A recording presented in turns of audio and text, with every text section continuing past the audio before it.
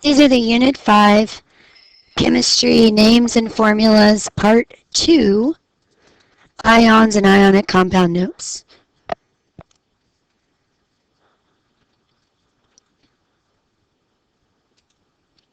If you're dividing your notes for this unit, or for this part, you would divide it into ions. We're going to talk about ions first and the types of ions that can be created. Then we're going to talk about the ionic charges that you use on the periodic table. Then we're going to talk specifically about transition elements. Then we're going to talk about polyatomic ions. Then we're going to talk about writing ionic compounds, and we'll do some examples. And then we'll talk about naming ionic compounds, and we'll do some examples. So talking about ions at the very beginning, just the definition of an ion. An ion is an atom or a group of atoms that have a positive or a negative charge. They're formed when an atom is losing or gaining electrons. If you think about it, when we talked about all the elements in the last unit, and we talked about an atom and the parts of the atom, we said that the atomic number equaled the number of protons, which also equaled the number of electrons, because all atoms are naturally electrically neutral, because they have the same positive number as they do negative numbers, so those cancel out. Well, what happens when they have an ion is some of those electrons move around. They either get transferred out to another element, or they get brought in from another element. So if that's the case, then they now are going to be unbalanced, and they're either going to have more protons than electrons, or they're going to have more electrons than protons. So they are going to create what we call an oxidation number, or charge, because of those gained or lost electrons. Calcium's an example. It normally has 20 protons and 20 electrons.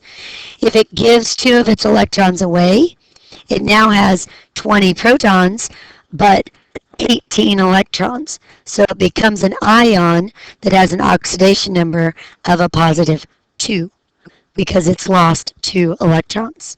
Okay? So sodium loses an electron, so it becomes more positive.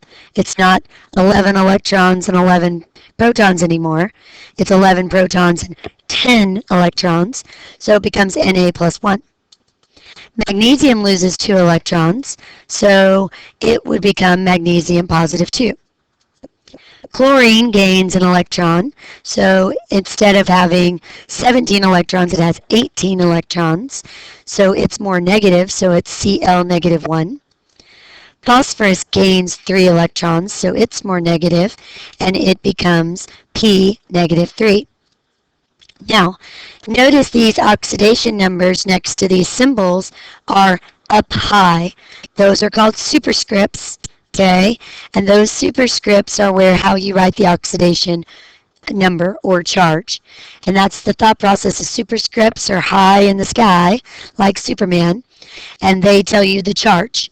Whereas subscripts are going to be numbers down below the symbol, and they're going to tell you the number of atoms in a compound.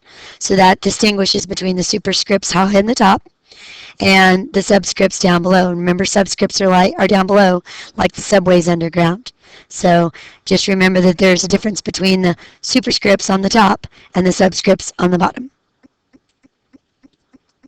So let's talk specifically about cations. So this is still underneath your ion information. Now a cation is a positively charged ion, and it means that the atom has lost electrons or given them away, transferred them out to somebody else. They're typically metals that do this. Okay, and when you name a ion, okay, a cation, you name it the same as the element. An example would have been, like we said, sodium becomes a positively charged ion. So it's a positive 1. When we name it, it would just be named sodium. Okay, that's what it means when you name a monatomic ion. It's just named the same as the element. All right? So again, I remember a cation is positive because of the T, and a T looks like a positive sign to me. Okay, so that's how I remember what a cation is. Examples again. Mg positive 2 would just be magnesium. We just name it. Okay. Ag positive 1 is silver. I will tell you, silver is a special element. It's a B element, but I'll tell you later why it's a special element. Okay. And then aluminum is Al positive 3, so you would just name it aluminum. Aluminum. I always have to think about how to spell that word. Aluminum. And I'll remind you, all these names are on the periodic table, so we should be able to copy them. All right. An anion, on the other hand, is a negatively charged ion. All right. It means that the atom has gained electrons, and this typically happens with nonmetals on your periodic table. Okay. When you name a anion, you change the ending of the element's original name to IDE. So the way, so for example, we could have something like Cl negative 1. That becomes chloride. Okay, so we change that ending. The way I remember that an anion is negative is literally, it says A, and then the N stands for negative ion. So, all right. So like I said, Cl is chlorine, but we change it to chloride. Chlorine, which changes to chloride when we are doing it. Oh, I left off a D. When we're doing it as an ion. Then P negative 3 now means it's an ion, so it becomes phosphide. It's not phosphoride, okay, it's just phosphide. And then we have O2 negative, so when it becomes an ion, it becomes oxide, okay. If we had hydrogen, it would become hydride, just to let you know, okay. So we think positively about cations and negatively about anions, all right? So again, that's another way to kind of remember that cations are positive and anions are negative. All right? So moving past ions, let's talk about how do they get those oxidation numbers or charges. So ionic charges, these are, they can be predicted from their position on a periodic table. So group 1A, which is your alkali metals, you need to remember that they have specific group family names. They all get a positive 1 charge.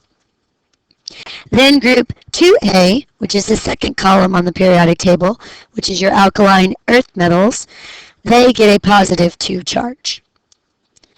Then our group 3A, which is your boron family, all right, they get a positive 3 charge. Then you get your group 5A, and yes, I did skip over the carbon family, just to let you know. But group 5A, which is your nitrogen family, they get a negative 3 oxidation number, okay? And then we have group 6A, which is your oxygen family. They get a negative 2 charge. And then you have your group 7A, which is your halogens. They have fluorine at the top of their column, and they get an oxidation number of a negative 1. Now, I will tell you, you should have your periodic table out, and you should label those representative elements charges right now on your periodic table. You should have printed the periodic table from my Google Classroom, if you haven't already, or you could have done it from my website. Both spots have one, but you need that periodic table for all the things we do, okay? Now let's specifically talk about group 8A and group 4A because I skipped those, all right? So, group 8A is the noble gases. It has helium at the top of the column, and it does not form ions, so its oxidation number is 0 since it doesn't form ions. So I would literally just put a 0 above it. Now group 4A doesn't normally make ions very often. And that's because it has metals, nonmetals, metalloids. It kind of has everything in it. So We don't always write a charge above it. I, in the past, have given it a plus or a minus 4 because it depends on whether it's the nonmetal we're talking about or whether it's the metalloid or whether it's the metal. So, I mean, most of the time they make molecular compounds, but not always. So that's why I would just give it a plus or minus 4. So I would let it be both. So across the top of your periodic table, you should have positive 1, positive 2, then you skip all the transition elements or B elements, and then you get a plus 3, a plus or minus 4, a minus 3, minus 2, minus 1, and then a 0. Those would be your oxidation numbers for the representative elements on your periodic table.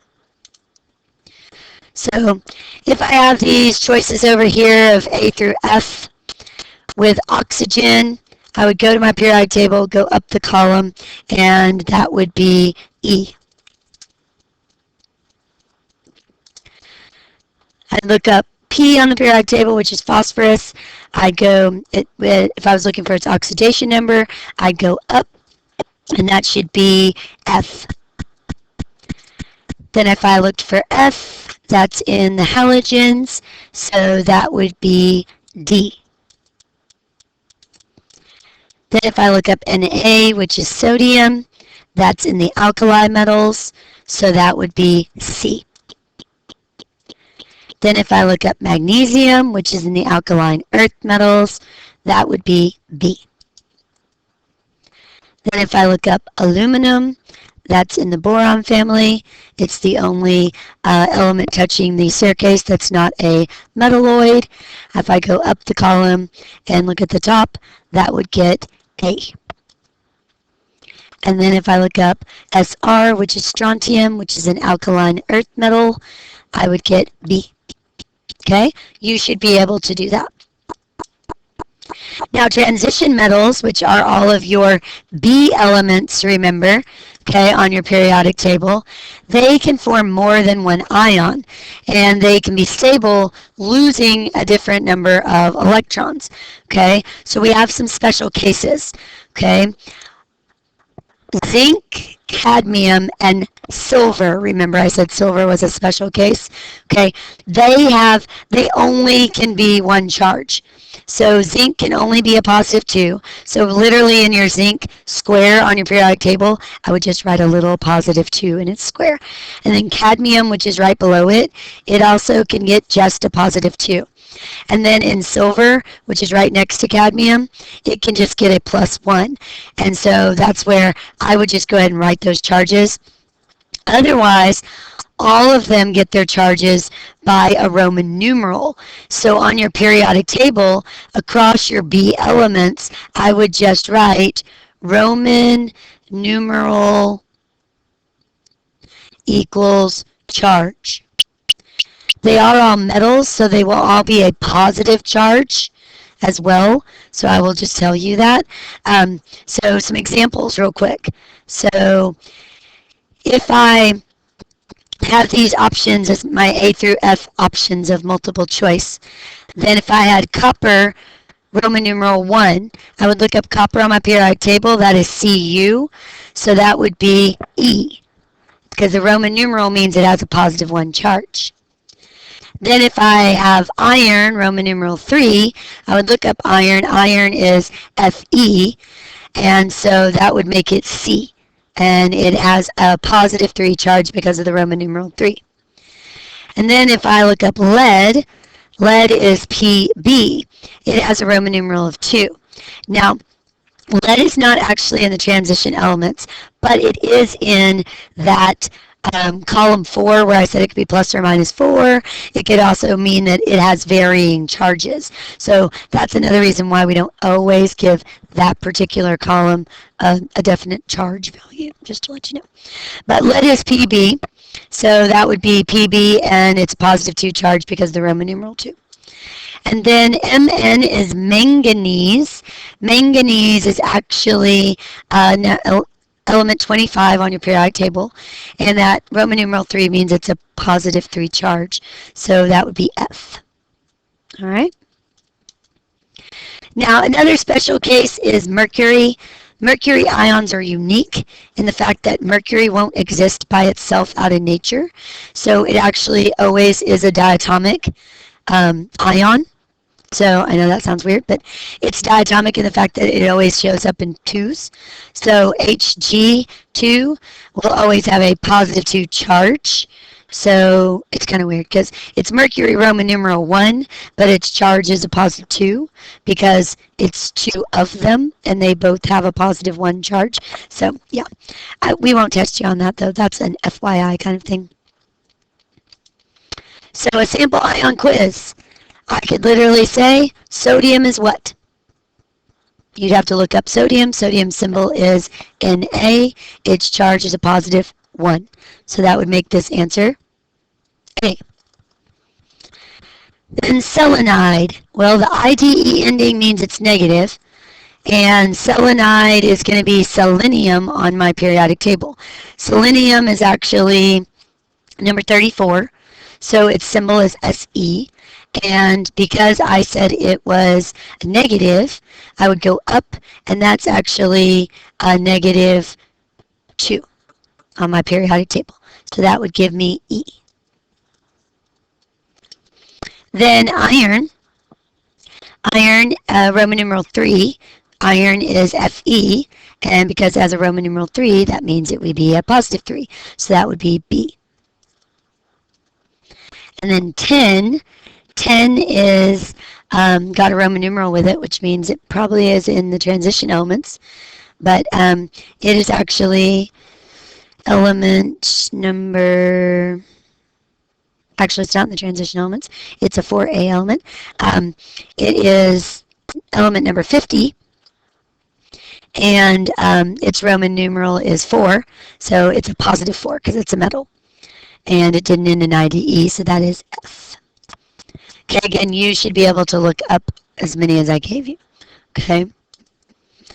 So let's talk specifically about polyatomic ions. They're a special case. Polyatomic ions are bound groups of atoms that act as a unit and carry a charge. They have to stay together. They might have a subscript in their formula unit, and that has to stay there. They're held together by shared electrons, actually. And if you look on the back of your periodic table, there is a specific list of polyatomic ions. Those are the only polyatomic ions we will hold you responsible for. So you need to make sure that you have access to that list. They typically end in ITE or ATE. If they end in ITE or ATE, that typically means they have an oxygen in them. ITE ions have one less oxygen than ATEs do. Examples of that would be like sulfite and sulfate. Sulfite is SO3 with a negative 2 charge, but sulfate is an SO4 with a negative 2 charge. Notice there's a difference between the subscript and the superscript. The superscript is the oxidation number. That's this right here. The subscript is how many oxygens there are. So it tells me a number value. That has to stay with the formula unit. Okay? Nitrite and nitrate, also NO2, negative 2. That's wrong. Those are not negative 2s. That's an error. Those are negative 1s. I need to fix that on my PowerPoint. Those are negative 1s. Those are negative 1s. So nitrate and nitrate. Nitrite and nitrate have a negative 1 charge, which it is correct on your periodic table, but the oxygens are just one less. Okay?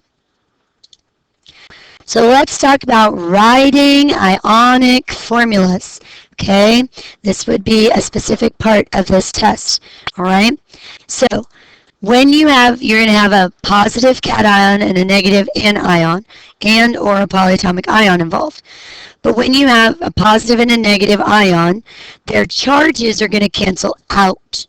And that's what's going to make the ionic compound neutral. Okay, it's because you're going to have positives and negatives that are going to cancel each other out. Kind of like the protons and electrons did. All right. Then we're going to crisscross them, and we're going to use a method of how many elements are we going to need to cancel out the other charge. Okay? So when you write chemical formulas for ionic compounds, you're going to write the first element and its oxidation number. Okay, so for an example, you're going to write sodium chloride. The first element is sodium, and you're going to write its oxidation number. So you're going to look that up on the periodic table. So that would be Na positive 1. So you're just going to write that. That's step 1 of writing the formula from a name for an ionic compound. Okay, the second step is going to be to write the symbol for the second element and write its oxidation number. So let's go back to our previous example, sodium chloride. The second element is chlorine, and it's a negative charge. So it's Cl. So we have sodium, which is Na, positive, and then we have chloride, which is Cl, negative. All right. Step 3 for writing a ionic compound formula would be to crisscross the numbers and write them as subscripts without the positive or negative sign on the opposite element. So we're going to crisscross them down, or drop and swap as a thought process as well. Only the numbers are going to crisscross. You leave the positive and negative when you crisscross them, cancel each other out. All right, so let's go back to our previous example. Sodium chloride. Wrote the symbol, wrote the oxidation number.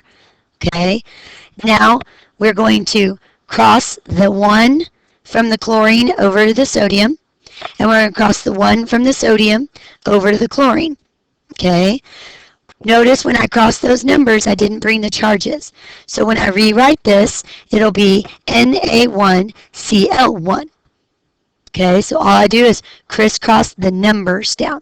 The charges go away. All right. Now step 4. If there is a charge of 1, we don't write it because the 1 is implied because you have the symbol there. Okay, so just like in algebra, you don't write 1x because the x represents 1. All right. So with our sodium chloride, we swapped, dropped, crisscrossed, whatever you want to say, and we had this. But since those are 1s, we're actually just going to write NaCl. And that would be the way to write the ionic compound formula. All right? So, there's another special rule, number 5. If you have subscripts that are the same number and opposite signs, they're going to cancel out. Okay? So, strontium. Look up strontium on your periodic table. It is element number 38. So it's in the alkaline earth metals, group 2A. So it is Sr with a positive 2. Selenide is selenium. So it's a selenium ion. So that's number 34 on our periodic table. So when we go up for group 6A, that's a negative 2. So we write the Sr positive 2, Se negative 2. We crisscross the numbers down. Both of them are 2s, so they would reduce is another way to look at it. So that would be SRSE. You remember when we talked about the definite proportions and it would always be in the lowest whole number ratio? That was also a part of Dalton's atomic theory, is that compounds would form in their lowest number ratio. That's where all this is coming in to play, in the whole number ratio. So we have SRSE for strontium selenide. All right, let's do some more examples. Look up magnesium. Look up iodide. Magnesium is in group 2A. It's Mg, so it'd be a positive 2. Iodine is the symbol I, and it's in group 7A, so it's a negative 1. Cross the numbers over.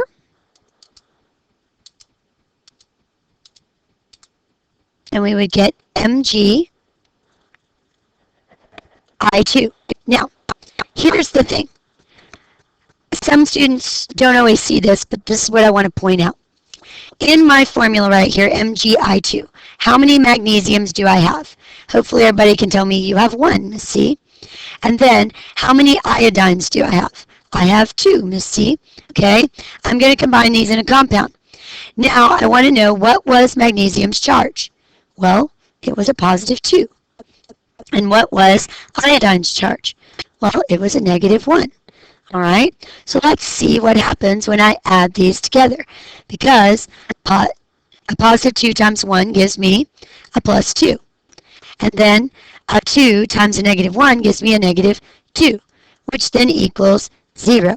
Remember, ionic compounds are electrically neutral. This is why. It's because I have enough atoms of that particular charge to make everything neutral. Magnesium nitride. Magnesium's Mg is positive 2. Nitride is nitrogen. It is a N with a minus 3 charge. So when I crisscross, the 2 goes to the nitrogen, the 3 comes to the magnesium. So I end up with Mg3N2. So again, I have 3. So even just doing this, 3 times positive 2 is positive 6. 2 times negative 3 is negative 6. So that's electrically neutral. Rubidium iodide. Rubidium is in group 1A. It's Rb, so it's Rb positive 1. Iodide is I, and it's a negative 1. So when we crisscross, it would just become Rbi. Aluminum is Al. It's a positive 3. Oxide is O with a negative 2. So when we crisscross, it'll become Al2O3. All right, so let's talk about some special cases though. Remember all those polyatomic ions we had in the back of our periodic table? When we use them in formulas, they have to remember stay as a group. Okay, so if you have a polyatomic ion in your formula that has more than one of them, you have to use parentheses around them. So let me show you. Ammonium on your periodic table on the back is NH4 with a positive charge. Carbonate is CO3 with a negative 2 charge. Okay, so we have these 2. We write their symbols, we write their charge. We still do the crisscross thing. So the 2 is going to crisscross over to the ammonium, and the 1 is going to crisscross over to the carbonate. All right? So when that's the case, I need 2 of these ammonium ions. All right?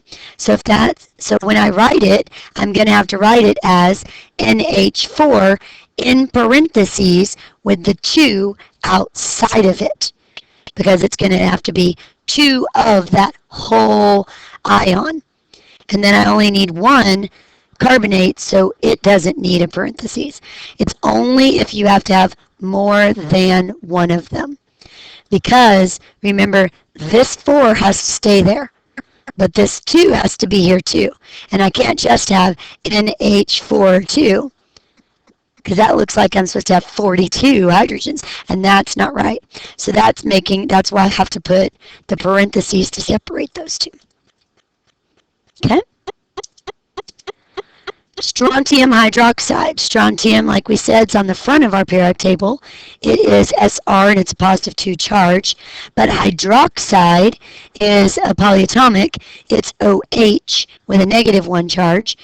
And that is going to, when I crisscross the 2, and I crisscross the 1, SrOH in parentheses, 2 on the outside of the parentheses. Okay? Calcium nitrate. Calcium is Ca with a positive 2 charge. It's in group 2A. Nitrate is a polyatomic ion. So it's NO3 with a negative 1 charge. Then crisscross. And I recommend that when I click the slide in, that you go ahead and look those up, and pause me, look them up, then bring this back up and work it. So we pause, look them up, write them down. Aluminum is a Al positive 3. Phosphate is PO4 negative 3. Because it's a positive 3 and a negative 3, they'll cancel each other out. And we will just end up with, since they're the same, AlPO3. Oh, sorry, AlPO4. Sorry, that was my bad. AlPO4. Alright, so that's writing ionic formulas. Now we need to go in reverse. If I give you the formula, you have to write the name. This is really, really easy though. Okay, so when naming ionic compounds, simply write the name of the ions as they appear in the formula. So we have a cation, we have an anion, just write the ions. Alright, we said when we name a cation, we just name it whatever the element's name is.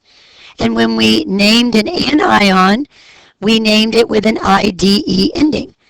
Okay, the only exception to that would have been when we named a polyatomic ion. Okay, so when you're naming ionic compounds that have transition metals in them, those B elements, we have to include a Roman numeral, which will tell us the charge. And that is, the way to figure that out is to undo the crisscross. This would, as one of my students said it the other day, reverse crisscross.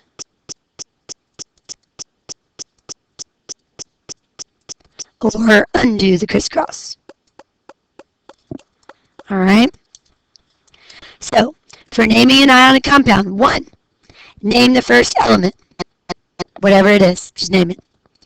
Name the second element, but change the ending to IDE, like we just said. Name the ions, okay? So, Al is aluminum, right? Aluminum. Cl is, when it's in ion form, is chloride. And it's got to be in an ion form because it's in an ionic compound. So this is aluminum chloride. It's that easy. K is potassium. Right, potassium. Br in its ion form is bromide. Right, bromide. Potassium, bromide. Fe is iron. Cl is chloride. But Fe is in those transition elements, yes? So we have to undo the crisscross. So we're going to put this back up here. So this was a -1 and this was a +2. Because of that, that means that this is iron, Roman numeral 2, chloride. The next one, iron chloride. Okay, but this has to be a +3 iron. So that would make it a Roman numeral 3. There's lots of this practice on your classwork as well as in your homework. Remember, answers are posted for both classwork and homework on my website. Okay? You guys, have a good one.